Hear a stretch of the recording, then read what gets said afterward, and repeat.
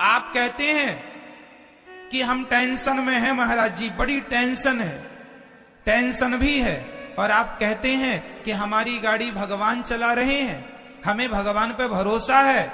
या तो भरोसा होगा या तो चिंता होगी, दोनों एक साथ कभी नहीं हो सकते, है ना।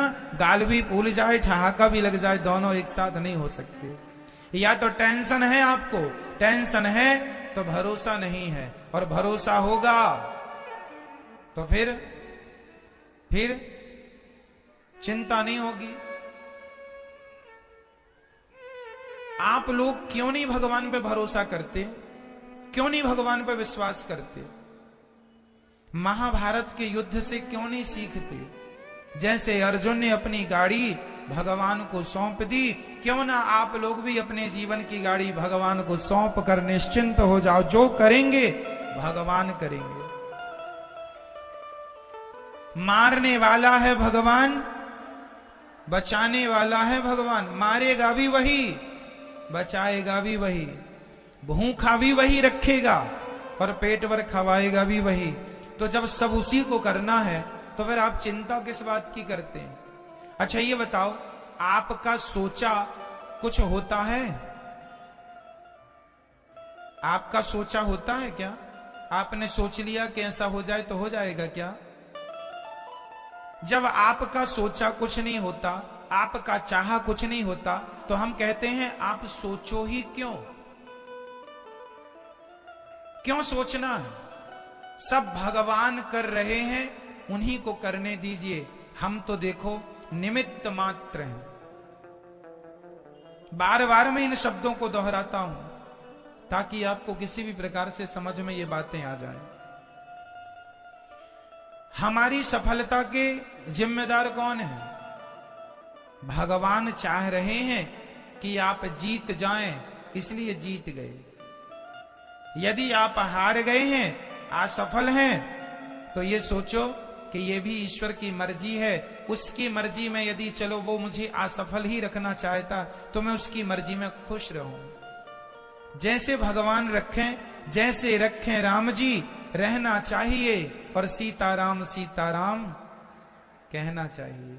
हर हाल में खुश रहने की आदत बनाओ, टेंशन मुक्त रहो, चिंता मुक्त रहो। जो करेंगे भगवान अच्छा करेंगे। एक पिता को चिंता होती है, महाराज मेरी बेटी सयानी हो गई है, बताओ मैं शादी करूं, लड़का ही नहीं मिल रहा है, महाराज जी बड़ी टेंशन है, बेटी का विवाह कैसे होगा? भाई लड़का देखो तुम मन लगा के, कर्म तुम करो मन लगा के, चिंता ना करो। जब समय होगा अपने आप हो जाएगी। तुम कर्म करते रहो लेकिन चिंता ना करो। आप लोग चिंता करने लग जाते हैं। भैया को जगाइयो जरा।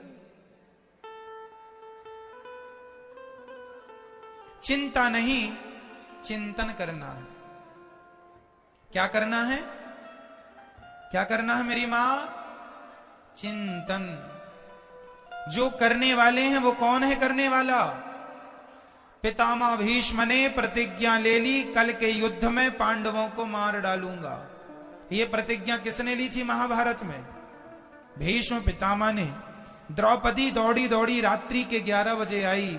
अरे कन्हैया सुन रहे हो, मेरे पतियों को मारने की प्रतिज्ञा पितामह ने ली है, बताइए मैं क्या करूं? भगवान बोले तू जान, तेरे पति जाने मैं क्या करूं? मैं तो युद्ध लड़ ही नहीं रहा हूं। द्रौपदी बोली मेरे पतियों की, पितामह की प्रतिज्ञा कभी अधूरी नहीं होती। पितामह सदा अपनी प्रतिज्ञा को पूरी करते हैं। हे दीन बंधु, हे दीनानाथ, हे नंद नंदन, हे श्याम सुंदर, मेरे पतियों की रक्षा कीजिए। भगवान बोले चलो अर्जुन से बात करते हैं। अर्जुन के पास गए तो अर्जुन बढ़िया खर्राटे दे के सो रहे थे, खर्राटे मार रहे थे, बढ़िया गहरी नींद में सो रहे थे अर्जुन। भगवान ने जगाया, अर्जुन जागो। अर्जुन ने कहा क्या हुआ, क्यों जगा रहे हो आधी रात को? भगवान ने कहा कल के युद्ध में पितामह ने प्रतिज्ञा ली है, कल तुम्हें मरना होगा। पांडवों को मारने की प्रतिज्ञा पितामह ने ली। कोई योजना बनाओ, रणनीति बनाओ, कल का युद्ध कैसे करोगे? तुम सो रहे हो। अर्जुन ने कहा कन्हैया सोने दो, आप भी सो जाओ मेरे पास, यहीं सो जाओ। भगवान बोले क्यों, तुम्हें नींद आ रही है? कल के युद्ध में, कल निर्णायक युद्ध होने वाला है। पितामह भीष्म की प्रतिज्ञा कभी झूठी नहीं होती। अपने बचाव की कोई प्लानिंग क्यों नहीं करते? अर्जुन ने मुस्कुराते हुए कहा, कन्हैया, जिसके रक्षक आप हो उस व्यक्ति को चिंता करने की क्या जरूरत है? हम तो निश्चिंत सो रहे हैं, आपके भरोसे सो रहे हैं। हम तो आपके भरोसे सो रहे हैं कि हमारे रक्षक तो भगवान श्री कृष्ण हैं। आपके होते हुए पितामह हमें मार डालेंगे क्या? ये अर्जुन का क्या था? ये अर्जुन का क्या था? देखो, जहां विश्वास पुष्ट है, जहां विश्वास अधिक है, क्या वहां चिंता है? और जहां चिंता है मतलब वहां विश्वास। तो आप में से कितने लोगों को भगवान पर विश्वास है? यदि है तो फिर अब ये बताओ कि आप में से चिंता किस किस को है? मेरी मां, चिंता नहीं, सौंप दो, अब सौंप दिया इस जीवन का सब भार तुम्हारे हाथों में है। जीत तुम्हारे हाथों में है, हार तुम्हारे। कर्म करना हमारा काम है, कर्म करना हमारा काम। कर्म हम करें, उसका परिणाम क्या होगा ईश्वर जानते हैं। इसलिए निश्चिंत हो जाओ भगवान के भरोसे। टेंशन नहीं, चिंता, खुश रहा करो, प्रसन्न रहा करो। ये सोचकर कि ये आज बताओ सूर्य भगवान आए, किसकी मर्जी से आए, आपकी या मेरी? बोलो मेरी मां। आज रात होगी किसकी मर्जी से? ईश्वर की। ये सृष्टि चल रही है किसकी मर्जी से? हम लोग लड़कपन से जवान हो गए, जवान से बुढ़े हो गए, किसकी मर्जी से आप बदल रहे हैं? आप क्यों नहीं, कल पैदा हुआ बच्चा आज ही जवान क्यों नहीं हो गया? उसे जवान होने में क्यों 20-25 साल लगते हैं? तुम्हारे हाथ में सब कुछ है तो तुम पैदा होते ही जवान हो जाओ ना। क्यों? तुम्हारा कुछ भी नहीं है। तुम्हारी ग्रोथ जो दिन दिन होती है वो तुम्हारी मर्जी से नहीं होती, ईश्वर की मर्जी से होती है। इसलिए सब ईश्वर के अधीन है। भगवान का चिंतन करना सीखो, भगवान पर विश्वास करना सीखो, भगवान के चरणों में आत्मसमर्पण करना सीखो। जब आप समर्पण कर देंगे तो आपकी गाड़ी भगवान ही चलाएंगे, उनके भरोसे खुश रहा करो बस। हम लोग अहंकार कर लेते हैं, जरा सा कमाने लग गए, जरा सा पैसा कमाने लग गए, हम कमा रहे हैं, हम पैसे वाले हैं, हम ये हैं वो हैं। अहंकार तो देखो आदमी का, आजकल का आदमी ना ऐसे चलता कैसे, ऐसे ऐसे अकड़ देखो जरा, ऐसे चलता है जैसे ये राजा हो, सब इसके गुलाम हैं। आप लोगों के पास कितना पैसा है? 10 लाख, 20 लाख, 1 करोड़, 10 करोड़, 50 करोड़, 1 अरब, 10 अरब, 100 अरब, कितना? जितना बोल रहे हैं इसी के अंदर होगा जो भी होगा।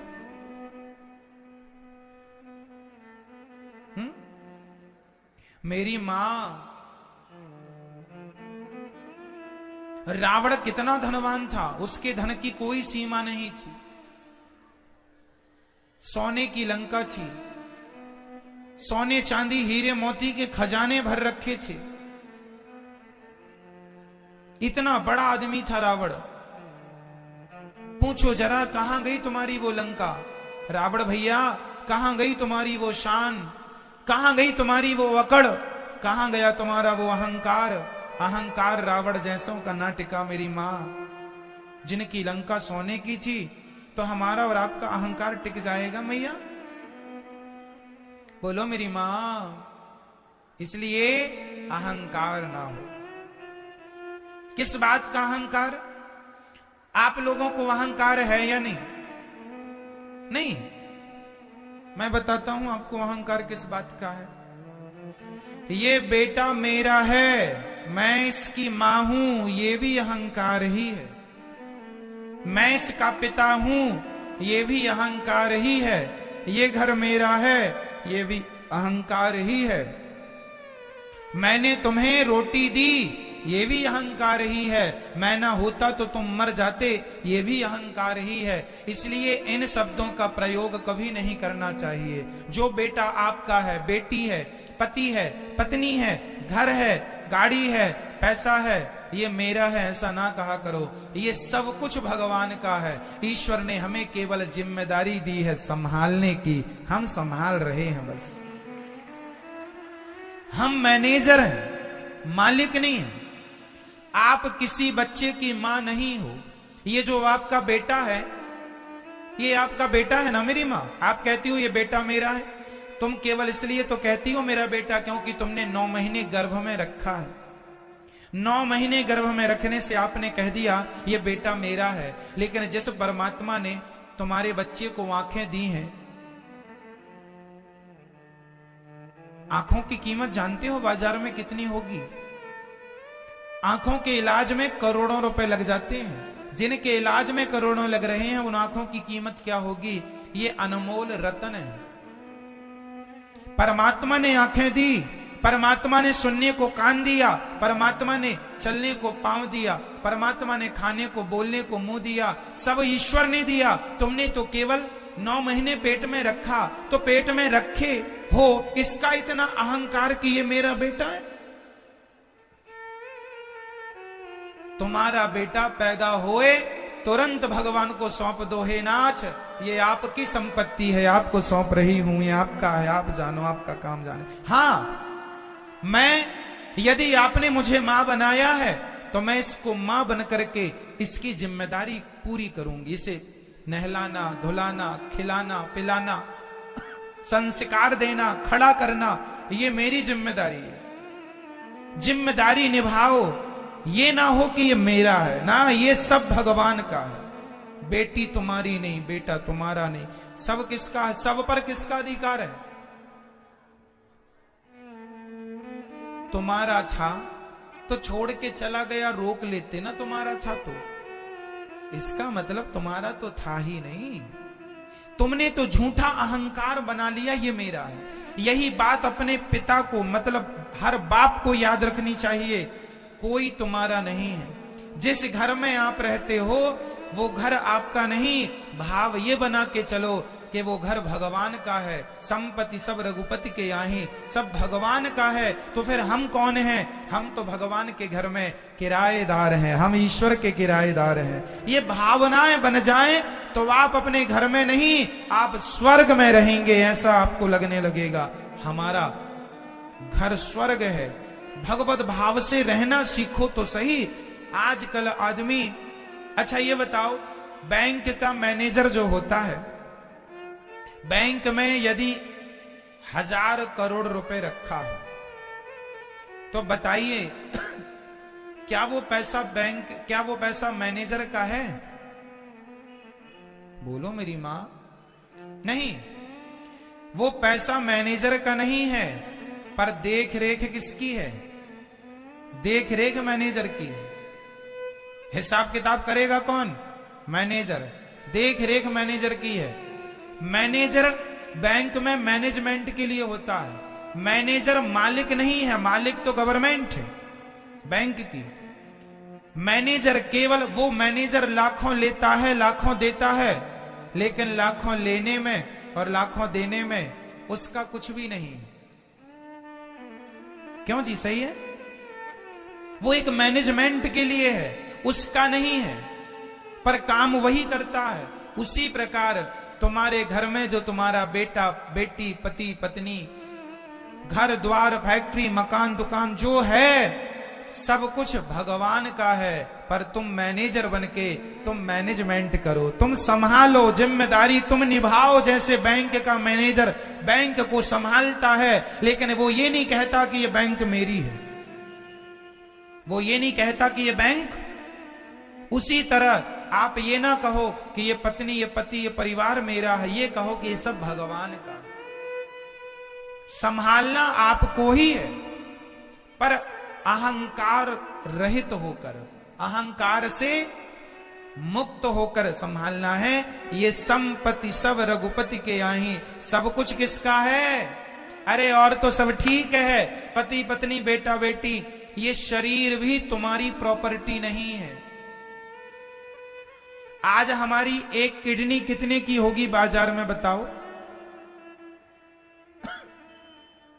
यदि आप अपनी किडनी बेचेंगी मेरी मां, कम से कम 50 लाख रुपए में बिक जाएगी। हाँ या ना? हाँ या ना? आपकी एक किडनी 50 लाख में बिक सकती है, तो दोनों 1 करोड़ की हो गई। चलो आपकी एक आंख यदि आप बेचना चाहें तो कितने की बिकेगी? बोलो मेरी मां, आपकी एक आंख की कीमत क्या है जरा बताओ मुझे। कम से कम 1 करोड़ मिल जाएंगे आपको एक आंख के। 2 आंख मतलब 2 करोड़। ऐसे शरीर के सारे पार्ट्स आप बेचने लग जाएंगे तो आप करोड़पति बन जाएंगे पल भर में। तो ये जो करोड़ों की प्रॉपर्टी है आपकी, शरीर रूपी प्रॉपर्टी, सच्ची बताना क्या ये प्रॉपर्टी भी आपकी है?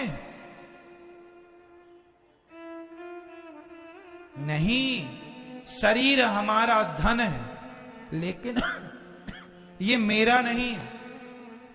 अपने आप को सदा सबसे अलग रखना, हम बिल्कुल अहंकार शून्य हो। हमें कैसा होना है मेरी मां? अहंकार, जोर से बोलो मेरी मां, अहंकार, अहंकार शून्य, अहंकार रहित होना है। रही बात हमारी कि हम कौन हैं, तो हमारी असलियत लोग नहीं जानते। आप लोग अपनी असलियत नहीं जानते। आपको पता है आपकी असली औकात क्या है?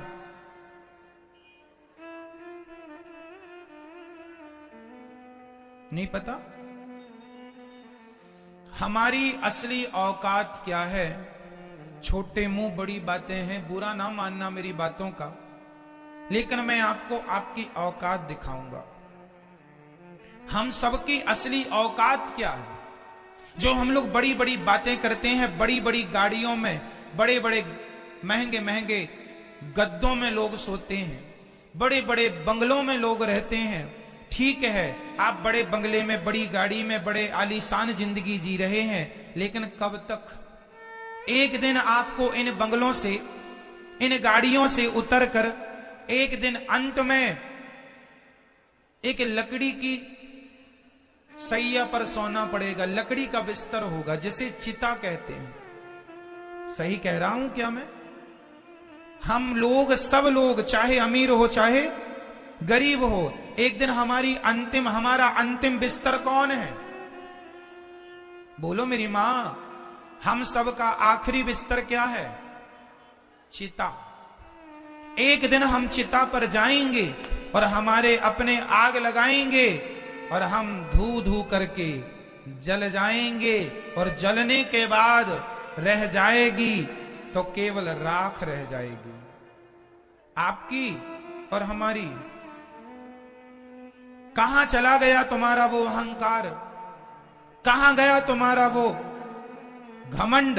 मेरी गाड़ी, मेरा बंगला, मुझे जानता नहीं मैं कौन हूं? जानता हूं साहब, आज नहीं कल मुट्ठी भर राख बन जाओगे, फूंक मारने से उड़ जाओगे।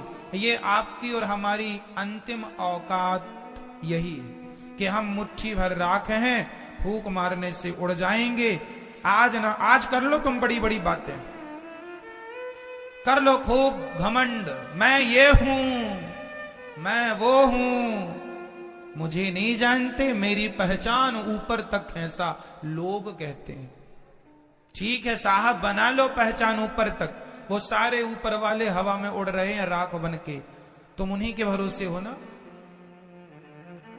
इसलिए हमारी असली औकात हमारी मुट्ठी भर राख बनना है। इसलिए हम अहंकार ना करें, शांति से जीवन जिएं। थोड़ा अपमान हो सह लो, थोड़ा सम्मान हो मस्त रहो, खुश रहो, ना अपमान में उलझो ना सम्मान में उलझो, भगवत चिंतन करते रहो। श्रीमन नारायण चरणौ शरणम शरणम प्रपद्ये श्रीमते नारायणाय नमः।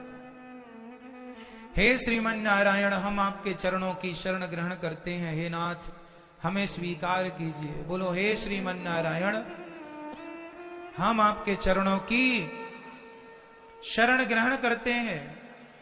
हे नाथ, हम कामी हैं, क्रोधी हैं, लोभी हैं, अहंकारी हैं। हे नाथ, हम पापी हैं, अधम हैं, नीच हैं। हे नाथ, हमें स्वीकार कीजिए। हे नाथ, जैसा हूं जैसी हूं आपकी हूं, आपका हूं। हे नाथ, मुझे स्वीकार कीजिए। हे श्रीमन नारायण, मैं आपको कभी भूलूं नहीं, सदा आपका स्मरण बना रहे, चिंतन बना रहे। ये जीवन का सार है। हमारा जीवन बहुत छोटा है, थोड़ा है, लेकिन बातें बहुत बड़ी हैं, बहुत बड़ी। कभी खत्म नहीं होती बातें, कभी अहंकार का कोई अंत नजर नहीं आता।